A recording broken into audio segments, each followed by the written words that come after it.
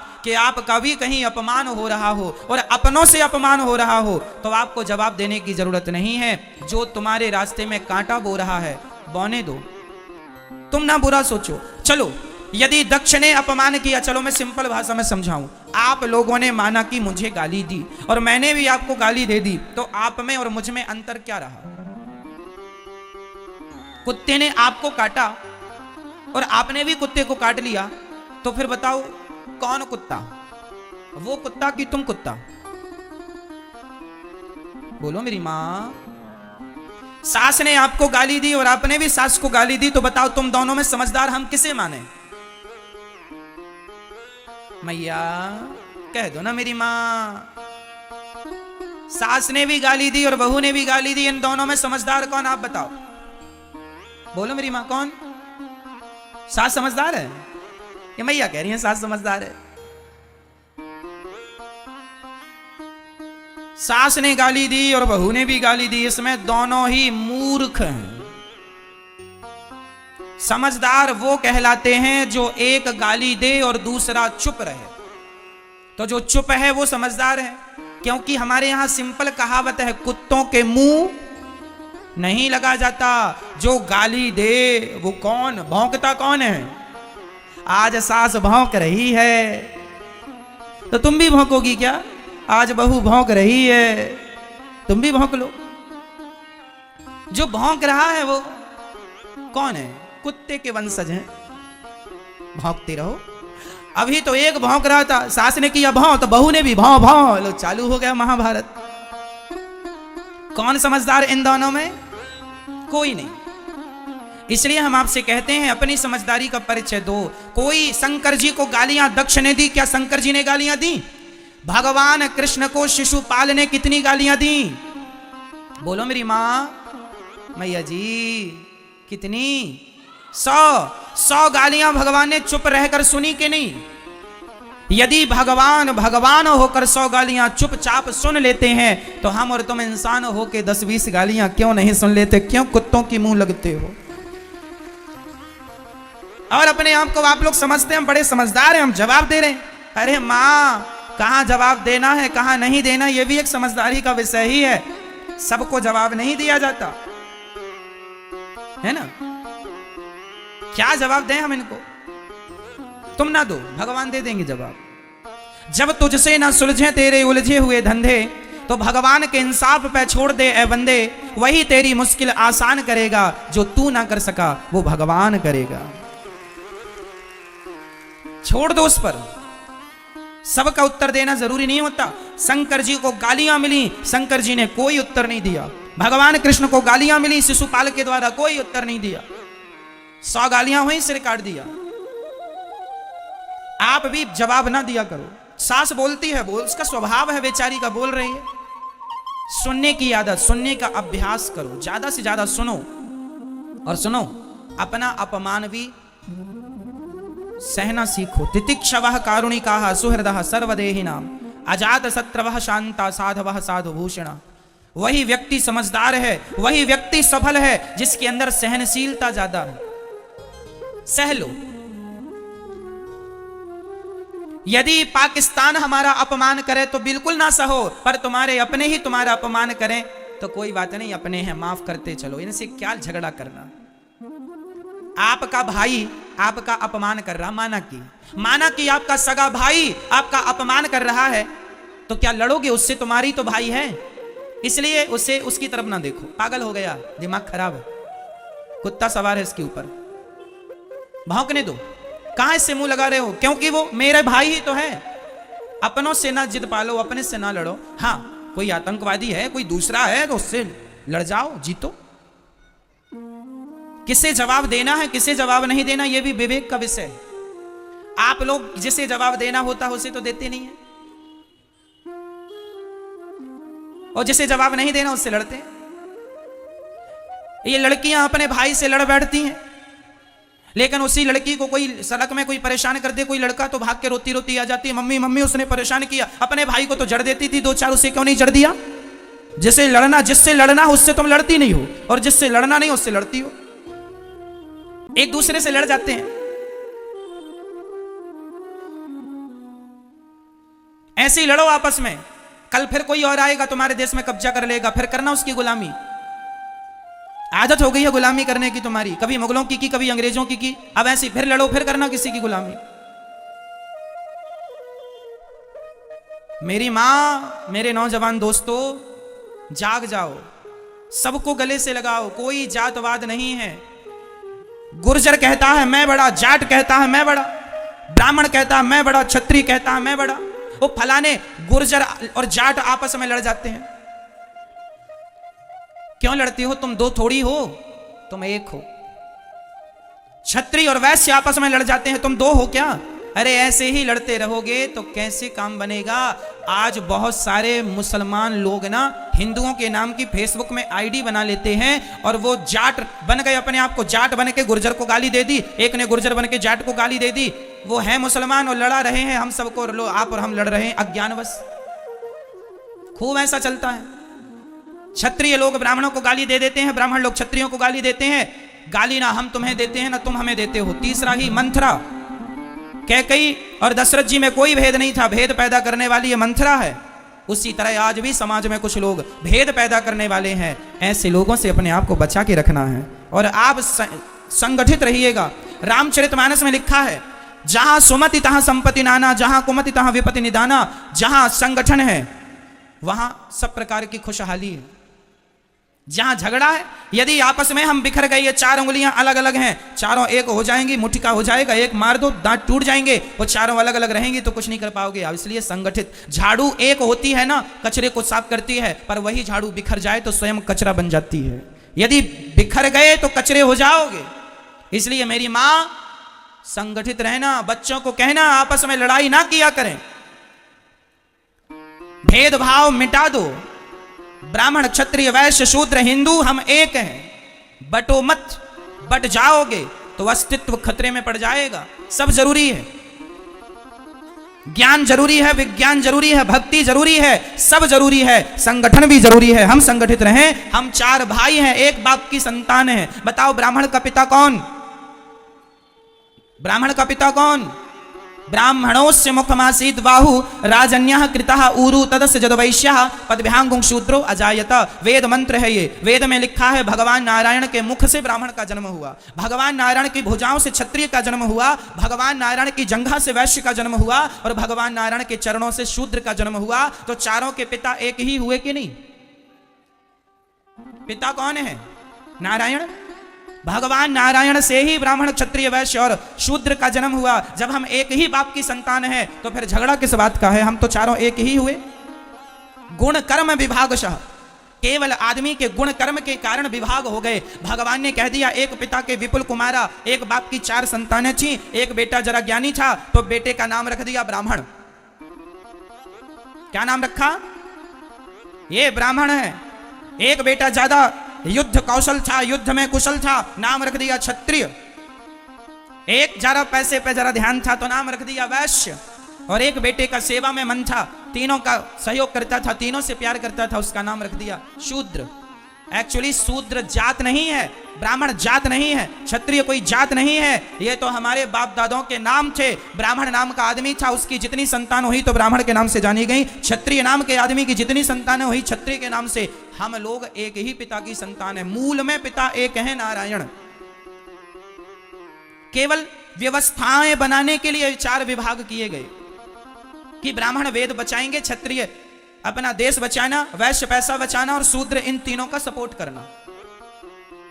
क्यों ये व्यवस्था बनाई? आपके घर में भी बेटी का विवाह होता है तो आप लोग भी व्यवस्था बनाने के लिए किसी को मंडप की सेवा संभाल दे देते हैं, किसी को खाने पीने की सेवा, सो तुम खाने पीने की संभालना, तुम मंडप की संभालना, तुम बारातियों को नाश्ता पानी की संभालना। भाई व्यवस्था बनाई जाती है कि नहीं? काम सौंपा जाता, तुम ये काम कर लेना। हमारे देश में भी आजकल देखो ना, एक प्रधानमंत्री होते हैं, एक राष्ट्रपति होते हैं, एक खाद्य मंत्री होते हैं, एक गृह मंत्री होते हैं, एक उद्योग मंत्री होते हैं। ये व्यवस्थाएं हैं।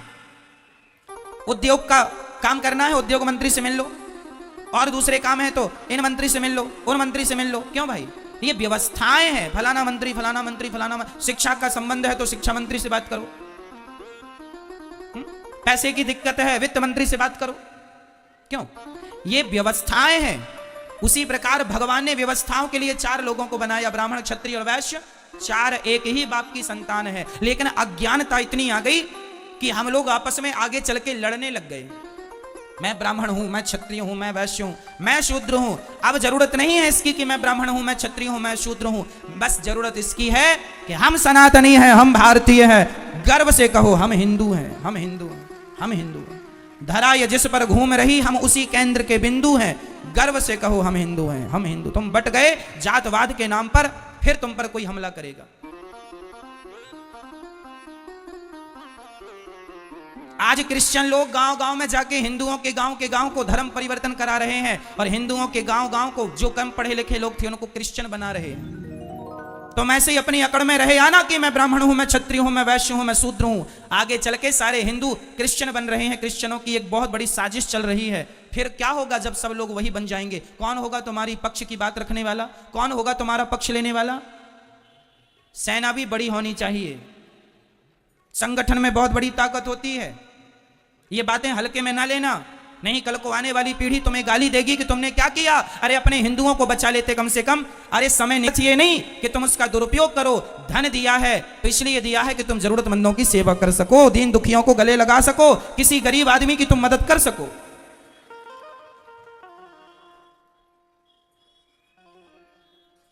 जीवन में ईश्वर ने दिया है पर उपकार करना चाहिए, घटता नहीं है। याद रखना, लिख के रखना, दान करे धन ना घटे, लिखा है ये। बोलो, दान करे धन ना घटे, जो सहाय रघुवीर, पंछी के पीर, घटे न सरिता नीर।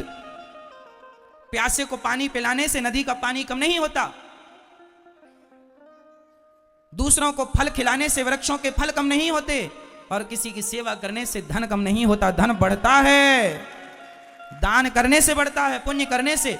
लेकिन आज का आदमी, मैं देखता हूं कि आज समाज में गरीब लोगों का अमीर लोग बहुत शोषण करते हैं, जरूरत से ज्यादा बहुत शोषण होता है।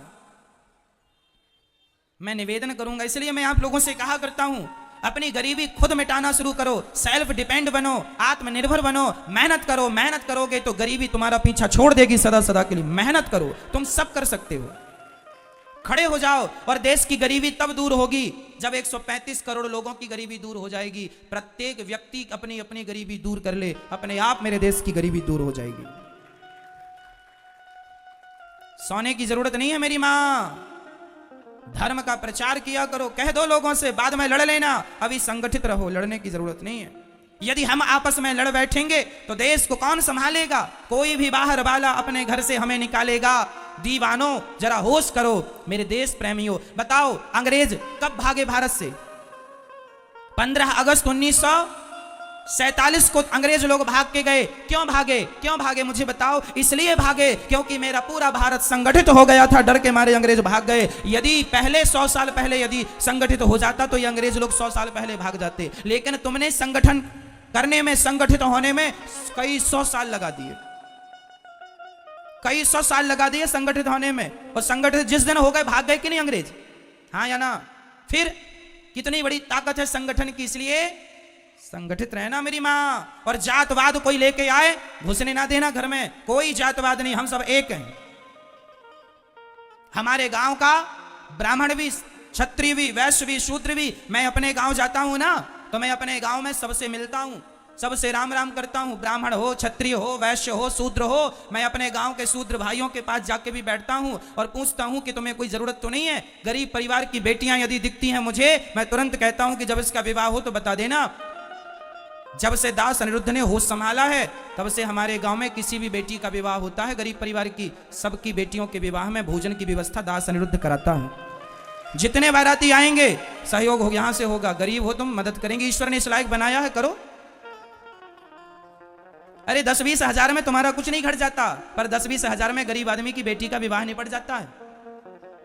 बनाया है तो करो, बांध के ले जाओगे। सभी में बांट कर खाए उसे इंसान कहते हैं। मैं बताता नहीं हूं, न बताने की जरूरत है, पर जीवन में ईश्वर ने योग बनाया है तो आपको करना चाहिए। अपना पेट तो पशु पक्षी भी भर लेते हैं, पर सभी में बांट कर खाए उसे इंसान कहते हैं। पराया दर्द अपनाए उसे इंसान कहते हैं।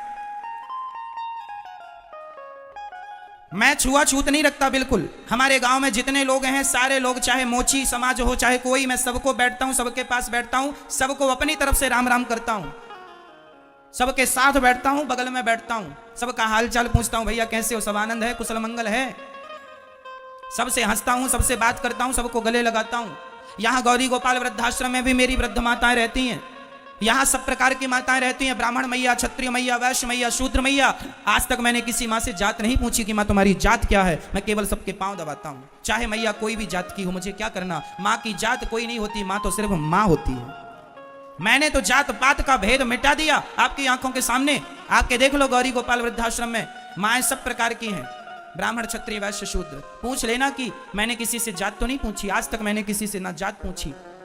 मोरध्वज नाम के एक राजा थे, बड़े अच्छे राजा थे। उनका नियम था कि दान करके ही भोजन ग्रहण करते थे।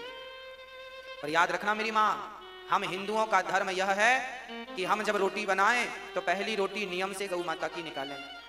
हम हिंदुओं का कर्तव्य है कि हम आखिरी रोटी कुत्ते को निकालें।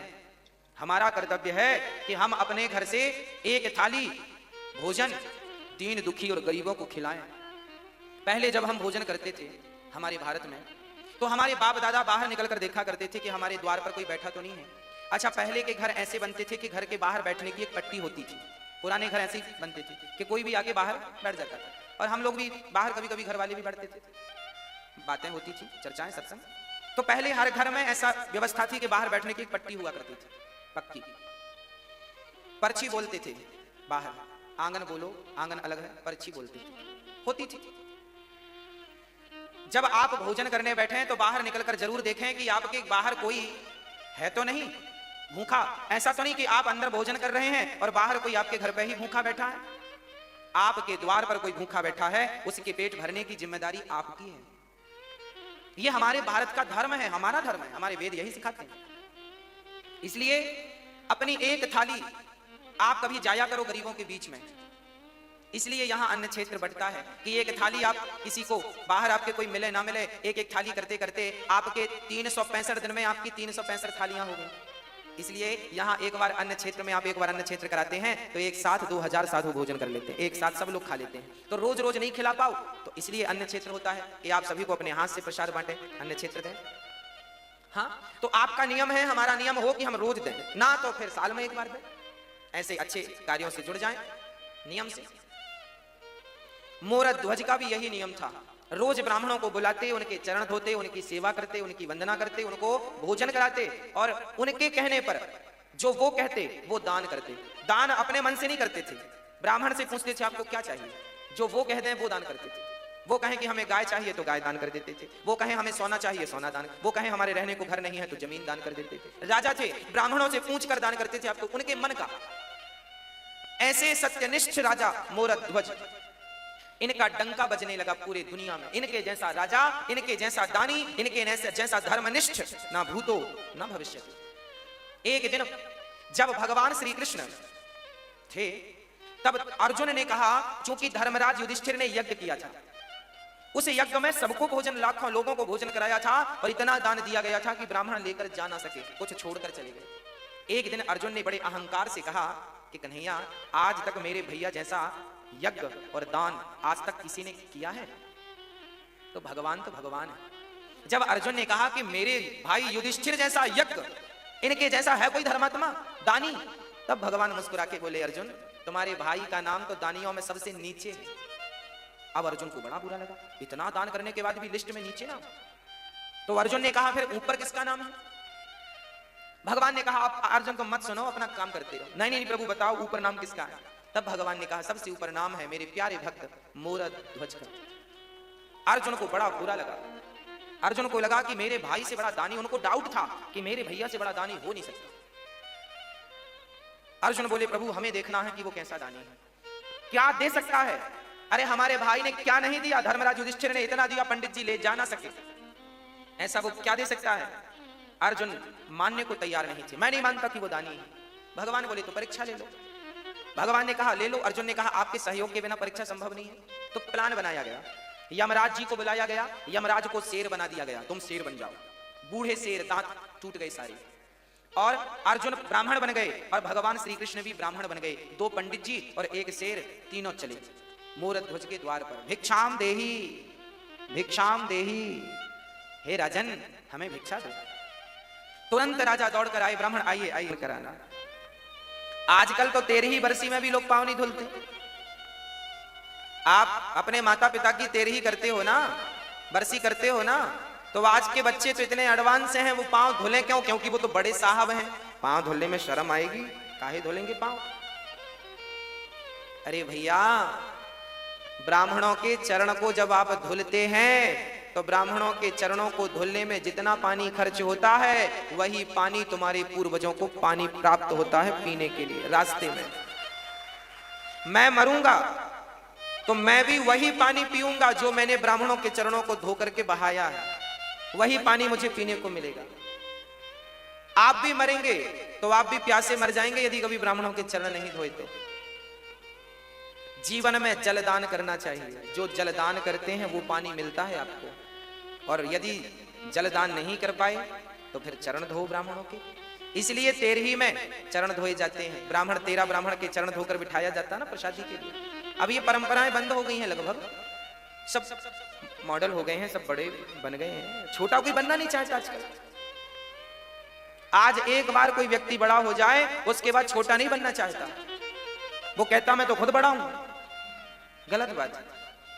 बड़ा वो नहीं है जो अपने आप को बड़ा बनाए और समझे, बड़ा वो है जो अपने आप को बिल्कुल मसक समान रूप कपिधरी अति लघु रूप पवन सुत लीना। हनुमान जी लंका गए, बड़े बनकर नहीं गए, छोटे बनकर गए। इसलिए ब्राह्मणों के चरणों से प्रीति हो, माता पिता के चरणों से प्रीति हो, माता पिता के चरणों को धोया करो। चलो ब्राह्मणों के चरणों को नहीं धोते हो, कोई बात नहीं, माँ के चरणों को धोगे तो उनका जो जल बचेगा वो भी तुम्हें मरने के बाद पानी के रूप में प्राप्त होगा, वही मिलेगा। और नहाने में तुमने जो 20 बाल्टी बहाए हैं ना, उसका रत्ती भर मिलने वाला नहीं है।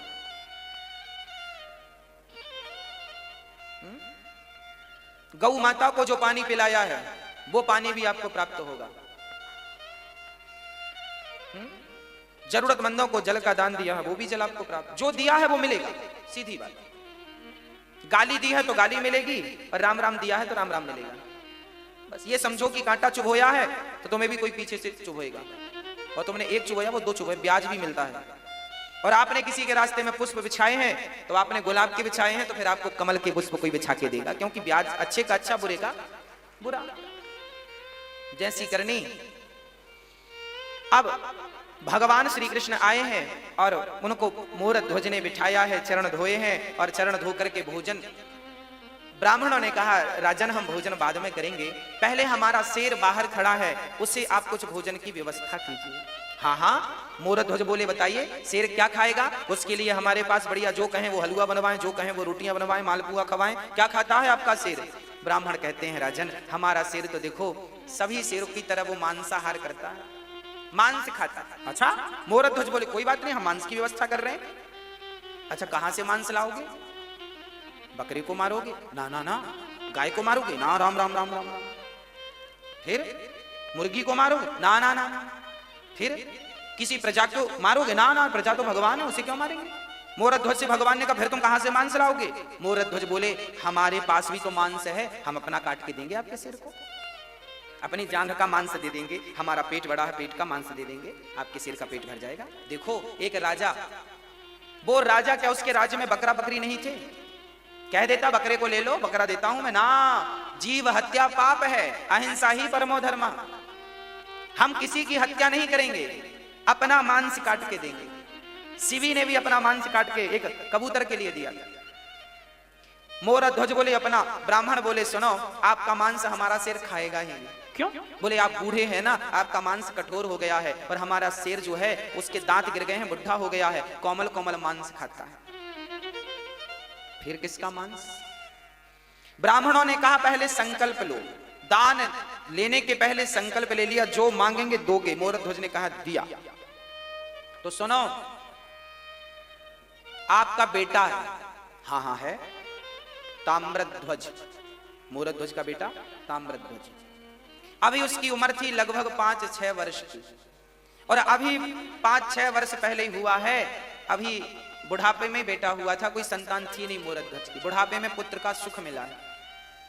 ब्राह्मणों ने कहा कि आपका बेटा है, हमें अपने शेर के लिए आपके पुत्र का मांस चाहिए। बच्चे का मांस बड़ा कोमल होता है, वो बड़ी आसानी से खा लेगा।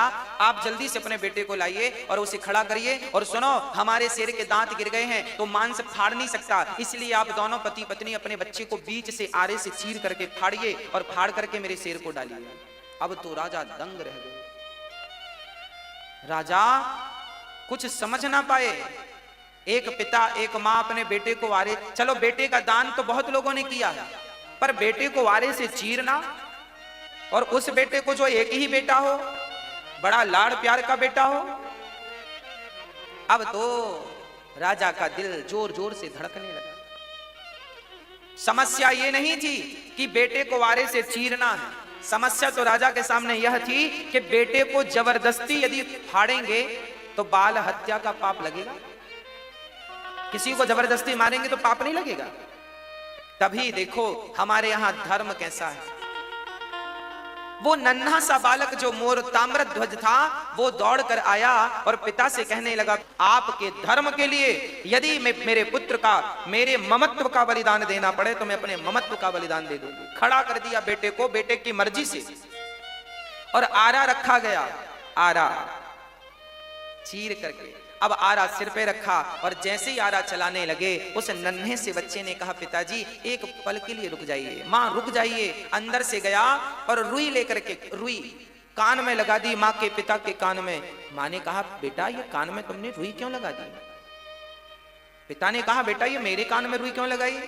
तब उस नन्हे से ताम्रध्वज ने कहा, पिताजी, माँ जी, जब आप आरा चलाओगी ना तो हो सकता है मैं दर्द के मारे चीखूं, हो सकता है मैं चिल्लाऊं, पर मां मैं कितना भी चीखूं, मैं कितना भी चिल्लाऊं, मैं चाहता हूं कि मेरी चीख आपके कान तक ना जाए, इसलिए मैंने रुई लगा दी, क्योंकि कान तक मेरी चीख चली गई तो आप आरा चलाना रोक दोगे, और आरा चलाना रुक गया तो आपका धर्म ही संकट में पड़ जाएगा, और मैं नहीं चाहता कि मेरी कोई चीख आपके धर्म पर कोई बाधा बने। रुकना नहीं चाहिए आरा। बस खड़े हो गए ताम्रध्वज, आंख कानों में रुई लगाई, और वो माता पिता अपने धर्म की रक्षा के लिए अपने पुत्र को ही बीच से चीर दिया। देखते देखते खून की पिचकारियां निकलने लगी, कभी वो माँ के मुंह को भिगाए तो कभी पिता के मुंह को भिगाए, और वो पिचकारियां निकलती जा रही हैं और आरा चलता जा रहा है। चलते, ये भारत की सत्य घटनाएं हैं, ऐसा हुआ है, ऐसा भारत था हमारा। दर्शन करो इस भारत का, ऐसा भारत कि धर्म के लिए पुत्र तैयार हो गया, और धर्म के लिए माँ बाप ने बच्चे को आरे से, चूंकि वचन दे दिया था कि मैं आपको, आपके शेर को मांस दूंगा, 2 भागों में काट दिया। अब रानी रोने लगी। अब बच्चे को जब देखा तो रोने लगी। ब्राह्मणों ने कहा, खबरदार, यदि आप रोए तो हमारा शेर मांस खाएगा नहीं, चला जाएगा भूखा, आपको रोना नहीं है। अब देखो, माँ ने बेटे को आरे से चीरा है, बेटा मर गया है, पर शर्त यह है कि इसके मरने पर रोना नहीं। अरे रोकर ही अपना दुख कम कर लेती वो माँ, पर रोने में भी पाबंदी लगा दी। ब्राह्मणों ने कहा, इसका दायां भाग उठाकर मेरे शेर को डाल दो और बायां भाग ले जाकर फेंक दो। तब उस माँ की आंखों से एक आंख से आंसू निकल गए। ब्राह्मणों ने कहा, माँ रोई क्यों?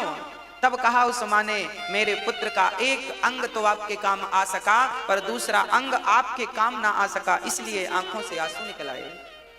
शेर ने उस मांस को खा लिया, और अब ब्राह्मण बड़े प्रसन्न हुए। ब्राह्मणों ने कहा, राजन, अब हमें भी भूख लग रही है, अब हमें भोजन परोसो। राजा रानी ने थाल लगाई और ब्राह्मणों को परोसा, और ब्राह्मण जैसे ही रोटी तोड़कर अपने मुंह तक ले गए, वापस रख दिया। ब्राह्मणों ने कहा, राजन, हम आपके घर भोजन नहीं करेंगे। क्यों नहीं करेंगे? क्योंकि आप हत्यारे हैं।